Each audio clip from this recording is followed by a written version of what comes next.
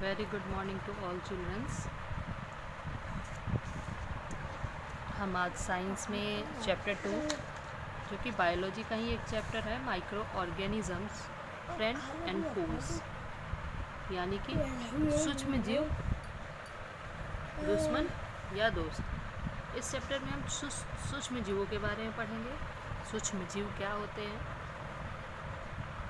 वो हमारे लिए किस प्रकार दोस्त है और किस प्रकार दुश्मन है, ये भी हम जानेंगे। Let's read the chapter. The soil, water and air around us are full of living things. They are usually too small to be visible to the naked eye, but are much more numerous than the larger plant and animal. These tiny organisms come in many sizes. The smaller ones are only a few micron across, and we need a special microscope to study them. They are called microorganisms or microbes. The larger of these can be seen through an ordinary microscope, some even by the naked eyes as the mushrooms. बच्चों, हम अपने आसपास हवा, मिट्टी या जल जो है हमारे आसपास, वो उसमें बहुत अलग अलग तरह के लिविंग थिंग्स हैं, सजीव जीव हैं। इस सजीव जगत में बहुत सारे सजीव जीव निवास करते हैं। कुछ बहुत बड़े होते हैं, हाथी, पेड़ पौधे जैसे बड़े, और कुछ इतने छोटे होते हैं जिसको हम अपनी नग्न आंखों से देख भी नहीं पाते हैं। तो जो बहुत बड़े होते हैं उन्हें तो हम आसानी से देख लेते हैं, लेकिन जो बहुत सूक्ष्म होते हैं, बहुत छोटे होते हैं, वो बहुत बारीक होते हैं, उन्हें हम नेकेड आइज से नहीं देख पाते हैं। ऐसा क्यों होता है कि कुछ बहुत बड़े होते हैं और कुछ बहुत छोटे होते हैं? बच्चों, जो बहुत बड़े जीव होते हैं, आप सब जानते हो, जैसे कोई एक नॉन लिविंग थिंग्स, अगर हम एक ईंट की बात करते हैं तो वो एक एक छोटे छोटे मिट्टी के कणों से मिलकर बनता है। उसी तरीके से हम लिविंग थिंग्स का शरीर भी, जितने भी लिविंग बींग्स हैं उनका भी शरीर छोटे छोटे सेल से मिलकर बना हुआ है। एक एक सेल से मिलकर बनता है शरीर। तो उसी प्रकार जो जीव एक ही सेल के बने होते हैं, जिनका शरीर एक ही सेल का बना होता है, तो वो सिंगल सेलुलर हो गए, यानी कि वो इतने छोटे हो गए कि वो हमारे नग्न आंखों से हमें दिखाई नहीं देंगे। और जो लाखों करोड़ों अरबों सेल्स के मिलने से बनते हैं वो हमें आसानी से दिखाई देते हैं, जैसे पेड़ पौधे, जानवर, मनुष्य इत्यादि। तो जो हमें नेकेड आइज से दिखाई नहीं देते हैं, उनको देखने के लिए हमें माइक्रोस्कोप की ज़रूरत पड़ती है। माइक्रोस्कोप से ही हम सूक्ष्म जीवों को देख पाते हैं। तो जो साइज़ में बहुत छोटे होते हैं और हमें उन्हें देखने के लिए माइक्रोस्कोप की ज़रूरत पड़ती है, उसे माइक्रो ऑर्गेनिज़म या माइक्रोब्स यानी सूक्ष्म जीव कहते हैं। Micro organism live in almost any kind of environment, hot spring, ice cold water, water with high salt content, sulphur और organic matter, desert soil and marshland. और माइक्रो ऑर्गेनिजम्स जो होते हैं वो ऑलमोस्ट हर जगह पर पाए जाते हैं। गर्म स्थान पे भी पाए जाते हैं, बहुत नमी वाले स्थान पे भी पाए जाते हैं, जल में भी पाए जाते हैं, हवा में भी पाए जाते हैं, हर जगह पर ये पाए जाते हैं। Other lives in our intestine, stomach and our body parts. और कुछ हमारे शरीर के अंदर भी रहते हैं, हमारे इंटेस्टाइन में, स्टमक में, बॉडी पार्ट्स, अलग अलग बॉडी पार्ट्स में भी हमारे रहते हैं। Some microbes reproduce themselves freely, while some other can grow only attaching themselves to specific organisms called host.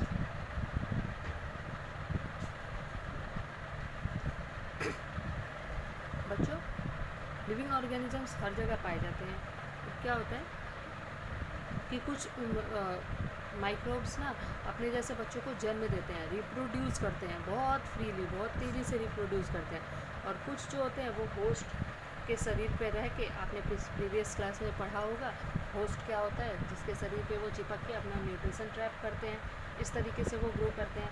अगर हम बात करें कि बहुत रैपिडली वो रिप्रोड्यूस करते हैं, तो जब हम दूध से दही बनाने की जो प्रक्रिया हम देखते हैं अपने डेली लाइफ में, तो क्या होता है, बैक्टीरिया होते हैं उसमें, दही में, वो बैक्टीरिया जब हम दूध में डालते हैं और वो रात में या फिर कहिए कि 3-4 घंटों में इतना रैपिडली ग्रोथ करते हैं, प्रोड्यूस करते हैं, अपने आप को रिप्रोड्यूस करते हैं, कि उसमें 4 से 5 घंटे में वो पूरा का पूरा दूध दही बन जाता है, जबकि एक्चुअल में वो माइक्रोब्स होते हैं जिनकी संख्या उसमें बहुत बढ़ चुकी होती है। An important feature of these microorganisms is that they are very hardy. Some of them can survive under extreme condition of temperature and dryness by forming a hard outer coating called chist.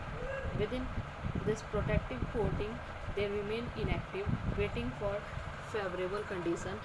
They then emerge from the cell, multiply and go through their life cycle. कुछ तो इतने ज़्यादा hard होते हैं, इतने ज़्यादा कठोर होते हैं कि वो बहुत गर्म समय में भी बहुत, जब कंडीशन वेदर बहुत गर्म होता है, टेम्परेचर एयर में बहुत ज़्यादा होता है, तब भी वो जीवित रह जाते हैं, अपने लाइफ साइकिल को कंप्लीट करते हैं। माइक्रो ऑर्गेनिजम्स में ऑक्योर एज सिंगल सेल और as collection of cell. Microorganisms can helpful for us in many way, but they can also cause disease. Microorganisms बहुत सारे मामलों में हमारे लिए हेल्पफुल भी होते हैं, तो कुछ मामलों में हमारे लिए बहुत हानिकारक होते हैं, जिनसे हमें बीमारियां भी हो जाती है। The study of microorganisms is called microbiology and the people who study microorganisms are called microbiologist. सूक्ष्म जीवों पे, सूक्ष्म जगत पे जो पढ़ाई होती है उसे माइक्रोबायोलॉजी कहते हैं, और वो व्यक्ति जो माइक्रोबायोलॉजी की पढ़ाई करता है उसको माइक्रोबायोलॉजिस्ट कहा जाता है। Major group of microorganisms, सूक्ष्म जीवों का अलग अलग ये किया गया, ग्रुप में उन्हें क्लासिफाइड किया गया है। वो अलग अलग तरीके के होते हैं, जैसे bacteria, fungus, protozoa, algae, virus. आइए हम बैक्टीरिया के बारे में पढ़ते हैं। Bacteria are single celled organism found practically anywhere in air, water, soil, in body of other organisms including human being. The average size of bacteria is 1.2 micron in diameter. The smallest is rod-shaped bacterium measuring up to 0.15 microns. The largest is spiral shaped measuring up to 15 micron in length and 1.5 in diameter. Bacteria single cellular animal है जो कि mostly हर जगह पर पाया जाता है। बहुत छोटा जो बैक्टीरिया पाया गया है वो रॉड के शेप का होता है, जिसका मेज़र होता है 1.15 माइक्रोन्स। बहुत सूक्ष्म होता है, जो कि हमें नेकेड आई से नहीं दिखाई दे सकता है। Bacteria can classified on the basis of their shape. Bacteria को उनके शेप पे अलग अलग भागों में विभक्त किया गया है, जैसे कोकस, बैक्टीलस, स्पिरिलियम और विप्रो। ये अलग अलग शेप हैं, जैसे यहाँ पे पिक्चर्स दिखाया गया है। Of all living organisms, microorganisms, bacteria are the most abundant. They generally reproduce quick fast, such as Pseudomonas, which reproduce itself every 9.5 minutes. However, the bacteria are very slow growing, such as those that cause tuberculosis and leprosis. This make early diagnosis of these diseases rather difficult. Bacteria can also be grown in laboratory. The most common bacteria used for scientific research is E. coli. Its normal living place is lower human intestine. Generally micro organisms में bacterias जो है वो बहुत ज़्यादा अबॉर्डेंट है, यानी कि वो अपने आप को बहुत तेज़ी से रिप्रोड्यूस करता है, यानी प्रत्येक 9.5 मिनट में वो अपने आप को रिप्रोड्यूस करता है, यानी अपने जैसे बच्चों को जन्म देता है। यही कारण है टीबी या लेप्रोसिस जैसी बीमारियां बहुत तेज़ी से फैलती हैं, जो कि बैक्टीरिया के ही कारण होती हैं। एक बैक्टीरिया जो कि साइंटिफिक रिसर्च में बहुत ज़्यादा काम लिया जाता है उसका नाम है ई कोली, जो कि हमारे ह्यूमन इंटेस्टाइन में रहता है, हमारी छोटी आंत में या बड़ी आंत में रहता है। Next is fungi. फंगी एक नॉन ग्रीन प्लांट है जो कि मल्टी सेलुलर भी होता है और यूनिसेलुलर भी होता है। ये स्पोर्स के फॉर्म में पाया जाता है और ये सेक्सुअल और असेक्सुअल दोनों मोड में रिप्रोडक्शन करता है। इसमें बाइनरी फ्यूजन, बर्डिंग, फ्रेगमेंटेशन, ये सब प्रोसेस के द्वारा ये अपने आप को रिप्रोड्यूस करता है। फंगिस के दो मेन ग्रुप होते हैं यीस्ट और मोल्ड। यीस्ट हमेशा यूनिसेल्युलर होता है और मोल्ड जो होता है वो मल्टीसेल्युलर ऑर्गेनिज्म है। फंगीज सैप्रोफाइटिक भी होते हैं, पैरासाइट भी होते हैं, बिकॉज वो अपना खाना खुद नहीं बना पाते हैं। आपने 7th क्लास में पढ़ा होगा कि जो फंगीज होते हैं वो अपना भोजन खुद नहीं बना पाते हैं, जिस वजह से वो अलगिया के साथ रहकर सिम्बायोसिस या फिर सैप्रोफाइटिक न्यूट्रिशन को अडॉप्ट करते हैं। Next is algae. Algae are simple unicellular and multicellular green plant. They may be filamentous और branch but not have root stem and leaves. Algae एक बहुत ही सिंपली कहा जाए तो यूनिसेल्युलर भी है और मल्टीसेल्युलर प्लांट भी होता है। ये ग्रीन प्लांट है, ये अपना भोजन खुद बनाता है, फोटोसिंथेसिस प्रोसेस करता है। In addition to green chlorophyll some algae possess blue, red and brown pigment. कभी कभी अलगिया ग्रीन कलर के भी होते हैं, पाए जाते हैं, तो ब्लू, रेड और ब्राउन में भी पाए जाते हैं। क्यों? क्योंकि ये अलग अलग अलगिया क्या करते हैं, जैसे कुछ अलगिया सनलाइट से ग्रीन कलर ट्रैप करते हैं, तो कुछ रेड कलर ट्रैप करते हैं, कुछ ब्राउन करते हैं, कुछ ब्लू करते हैं। ड्यू टू दिस पिगमेंट उनका कलर चेंज हो जाता है। Algae are mostly aquatic both fresh water and marine, hence they are called grass of water. On the land they are found in damp place forming a slippery green layer on moist soil or moist rock surface. अलगिया जो है mostly aquatic जगहों पर पाए जाते हैं, water fresh water में पाए जाते हैं, इसलिए इनको पानी का घास भी कहा जाता है।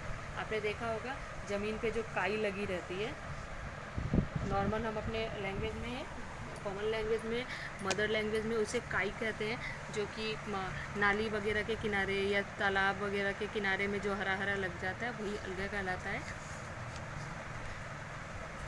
Next is protozoa. Protozoa is a single celled microscopic organism. They are found in moist habit, sea, soil, fresh water, free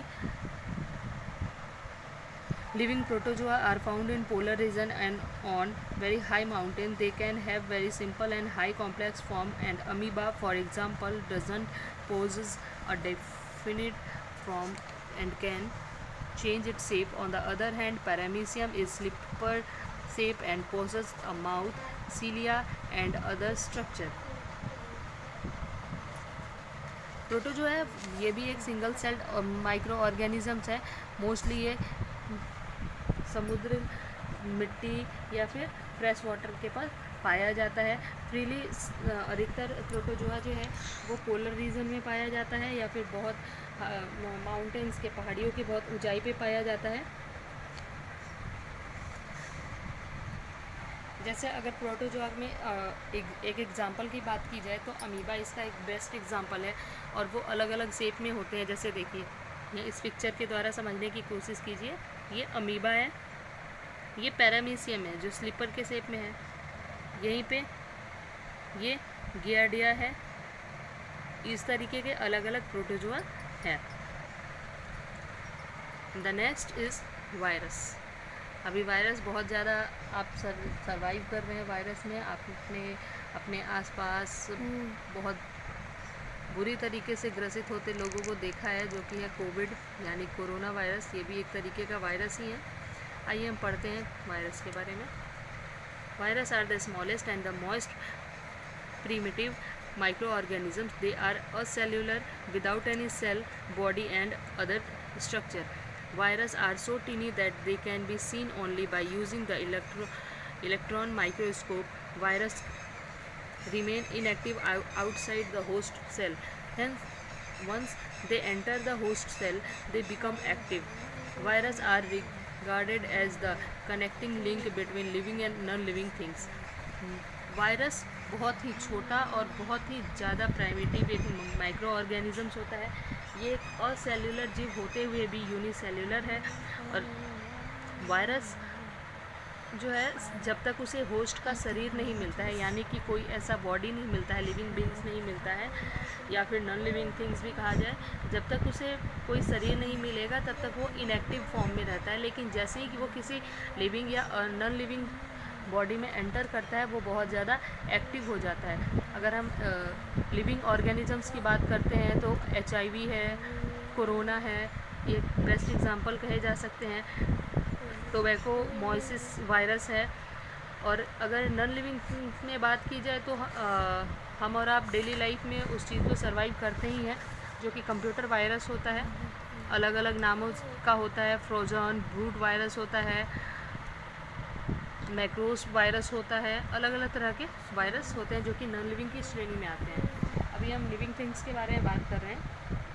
virus derive their name from the respective host और from the disease they cause. Virus को इसका नाम इसके host के द्वारा मिलता है और इसके कर्मों के द्वारा भी मिलता है, एक तरीके से कहा जाए तो, क्योंकि वायरस के जो लक्षण होते हैं उस बिहेव पे, उस आधार पे इसका नाम रखा जाता है। For example the tobacco mosaic virus TMV वो सेल के अंदर बढ़ता है, यानी कि ये टोबैको के, तंबाकू के प्लांट के अंदर बढ़ता है और ये बीमारी फैलाता है। तो इसको, इसके नाम टोबैको प्लांट में ग्रोथ करने के कारण इसका नाम टोबैकोमोसिस वायरस रखा गया है। Economic importance of micro organisms. तो हमने ये पढ़ लिया जितने भी माइक्रो ऑर्गेनिजम्स होते हैं उनके बारे में। अब इनके इकोनॉमिक इम्पोर्टेंस हम पढ़ते हैं। Micro organism play an important role in our life. Some of them are beneficial in many ways where some are harmful and cause disease. Microorganisms हमारे जीवन में महत्वपूर्ण अहमियत रखते हैं, इसलिए नहीं क्योंकि उनसे हमें वो केवल यूज़फुल होते हैं, इसलिए भी क्योंकि वो इतने ज़्यादा खतरनाक होते हैं कि हमें उनसे बीमारी होने की संभावना रहती है। कुछ फ्रेंडली माइक्रो ऑर्गेनिजम्स होते हैं, जैसे अगर बात की जाए तो हम जब दूध से दही या फिर ब्रेड वगैरह बनाने के लिए यूज़ करते हैं। Lactic acid bacterium is use to make curd from milk. This bacterium is called lactobacillus. जो बैक्टीरियाज दूध को दही में बदलने के लिए यूज़ होता है, यानी दूध से दही बनाने की प्रक्रिया के लिए जो बैक्टीरिया यूज़ होते हैं उनका नाम है लैक्टोबैसिलस, यानी वो ये भी एक बैक्टीरिया होते हैं। और अभी मैंने आपको बताया कि वो बहुत ज़्यादा रैपिडली ग्रोथ करते हैं, इतना ज़्यादा कि 3 से 4 घंटे में अपनी संख्या वो 1000 गुना बढ़ा लेते हैं। अब हम देखते हैं कि नॉर्मल हम और अपनी लाइफ में हमने देखा ही है कि दूध को दही में कैसे बदला जाता है। अगर हम कुछ ताज़ी दही का अगर हम 1 चम्मच ताज़ी दही लेते हैं तो उसमें बहुत सारे माइक्रो ऑर्गेनिजम्स जो होते हैं, बैक्टीरिया लैक्टोबैसिलस, वो हज़ारों की संख्या में होता है। फिर जब इसे हम 30 डिग्री सेल्सियस से एबव दूध में इसको डालते हैं तो लैक्टोबैसिलस जो होता है वो अपने आप को ग्रोथ वहाँ पे करने लगता है, वहाँ पे उसे थोड़ी मात्रा में ऑक्सीजन मिलने लगती है और नॉन फैट कंपोनेंट्स को यूज़ करते हुए वो बहुत जल्दी रैपिडली ग्रोथ करता है और फिर 3 से 4 घंटे में अपनी संख्या को बहुत ज़्यादा बढ़ा लेता है और हम उस चीज़ को कर्ड के रूप में यूज़ करते हैं, यानी कि दही के रूप में यूज़ करते हैं। नेक्स्ट है इनके फ़ायदे। क्लीनिंग इन्वायरमेंट, पर्यावरण को स्वच्छ रखने के लिए हम बैक्टीरिया माइक्रो ऑर्गेनिजम्स को यूज़ करते हैं। कैसे, आइए देखते हैं।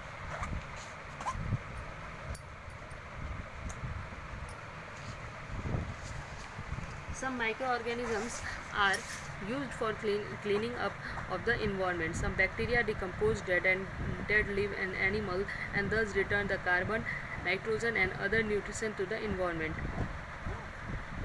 These friendly bacteria not only clear up the environment but also renew the life-giving properties of the soil, water and air. It is due to the action of these bacteria the topsoil has the dark layer of mixed organic matter called humus.